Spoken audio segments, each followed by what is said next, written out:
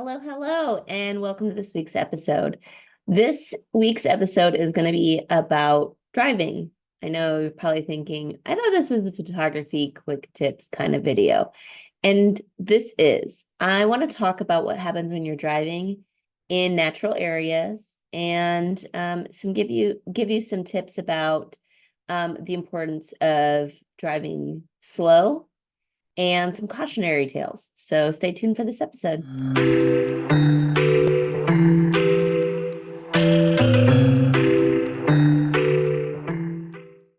All right, so on this week's episode, we're talking about driving. Now, when you envision photographing wildlife, a lot of people think you're out in the wilderness, you're hiking a lot, you're spending a lot of time hiking on trails, walking through the woods. But in reality, a lot of us photographers are finding wildlife roadside.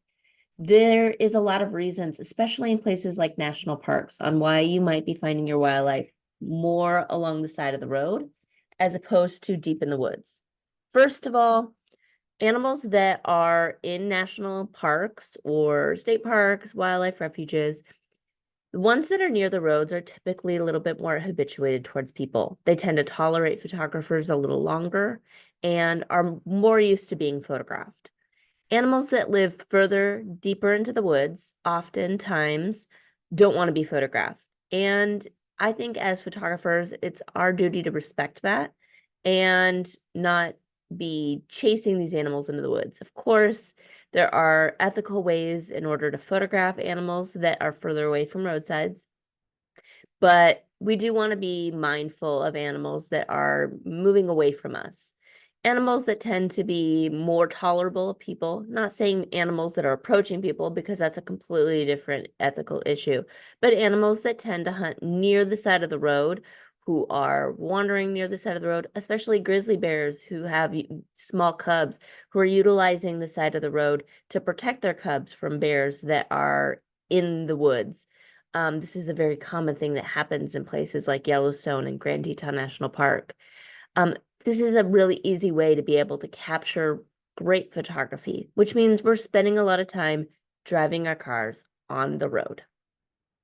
So because we're spending so much time driving around wildlife areas, we need to be mindful of a few things. First of all, these animals are used to crossing the road. They do it quite often. And what we really need to think about is the animal's not crossing the road is crossing their habitat. So we can't think of the animals as constantly walking to and from each side of the road as much as that we are traveling through their habitat, which means that we need to be very mindful of our speed. Reducing our speed by even just a few miles can make a big difference on having a stopping distance for hitting an animal. That can be the meaning of their life or even ours. If you're traveling at a fast distance or a fast speed and you're hitting an animal like a moose or a bison, that could do a lot of damage to your vehicle or even, kill you. So you want to be making sure that you are going at least the speed limit, if not sometimes slightly under, not ridiculously under, but be very mindful of your speed when you're in natural areas. Now, oftentimes people see wildlife and they stop. They either stop in the middle of the road or they pull over slightly. It's really important that you are pulling your car completely off the side of the road. That means all four tires are on the other side of the white line when you are pulling over. This is really important so that you are not obstructing traffic and that you are not causing anybody else to have to go around you. I see this all the time. People get really excited and they don't pull completely off the side of the road, or they don't think that there's enough space on the shoulder to pull their car over. If there's not enough space, that means there's not enough space for your car, and you do need to find an actual pullout or a safer place to pull your car off completely off the side of the road when you are stopping for wildlife. Now, what you may not know is that in some places, the speed limit will actually drop at nighttime when you are in an area that has a lot of wildlife. A great example is Grand Teton National Park. There is an actual highway that runs through that park. The speed limit during the day is 55 miles an hour. At night, it's 45 miles an hour. So you do want to make sure that you are going slower when you are traveling at nighttime.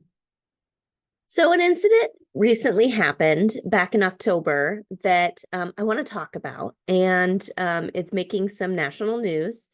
And that has to do with a photographer that I used to work for. I used to manage his gallery in Washington State about 20 years ago. And his name is Tom Mangelsen, and he lives in Grand Teton National Park, an area that I frequent a lot. I've been there 26 times, and I have been photographing the bears that he documents for about 8 years now. And he was recently cited, had a traffic violation for something that he did on the road. And he's been fighting it, spent more than $20,000 fighting it, and has still been sentenced for this traffic violation. And I recently watched the body cam footage that the ranger had when he was being cited. And it's really shocking to me. I recommend that you go find this video. It shouldn't be too hard to find. But what happened was a grizzly bear had been struck by a truck that was speeding. It was a hit and run. The truck did not stop for the bear, and the bear was laying on the side of the road. It wasn't dead, it was just injured. And she had 3 cubs that were in a frantic state running around. People didn't even know exactly where the cubs were located. The photographer, this was on the highway. He slowed down to about maybe 5 to 10 miles an hour, according to the rangers. And he was going very slow in order to slow down traffic so that nobody would hit one of the cubs as it was running around. This is something that I think a lot of people do. I have seen wildlife nearly crossing the road, and I have stopped traffic myself, just come to a stop to let the animal cross. People are constantly speeding on the highways there, and we want to make sure that the animals are crossing safely, that people are not hitting wildlife, not putting themselves in danger. And so this photographer, he went back and forth a few times, going very slow to slow down traffic. The rangers pulled him over and they gave him a moving violation. They said he was obstructing traffic. I did watch the body cam footage, and frankly, I agree with the photographer. There's no reason he should have been cited. Yes, he probably made some illegal turns. That's probably what he should have been cited for, not obstructing traffic, in my opinion.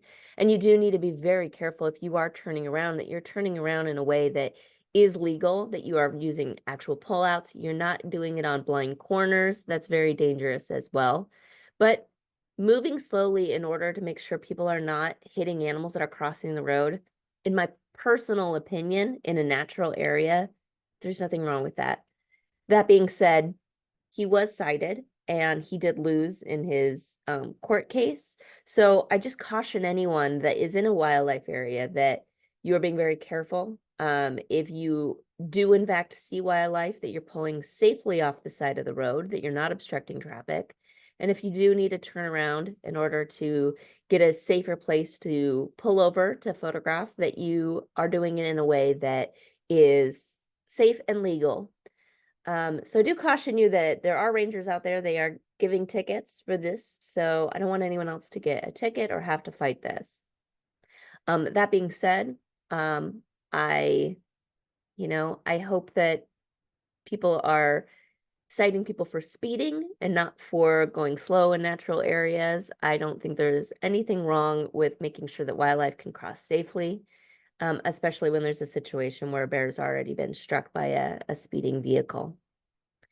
That is a personal opinion. I welcome any positive or constructive comments in the comment section here. I'd love to have a great discussion about what you think on whether or not the photographer should have been cited for going too slow around an area where wildlife are crossing the road.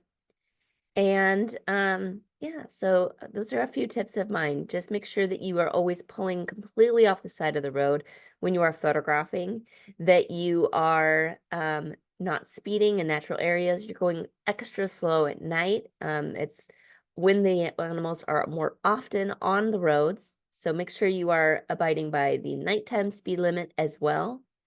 And just be careful when you're turning around. Make sure that you're using pullouts to turn around. And that you are doing it in a way that's safe for you and the wildlife. All right, so those are my tips for this week. I hope you are having a safe and fun time out photographing wildlife, and we'll catch you next week. Don't forget to subscribe and click the bell for notifications of when these videos come out, and we'll see you next time.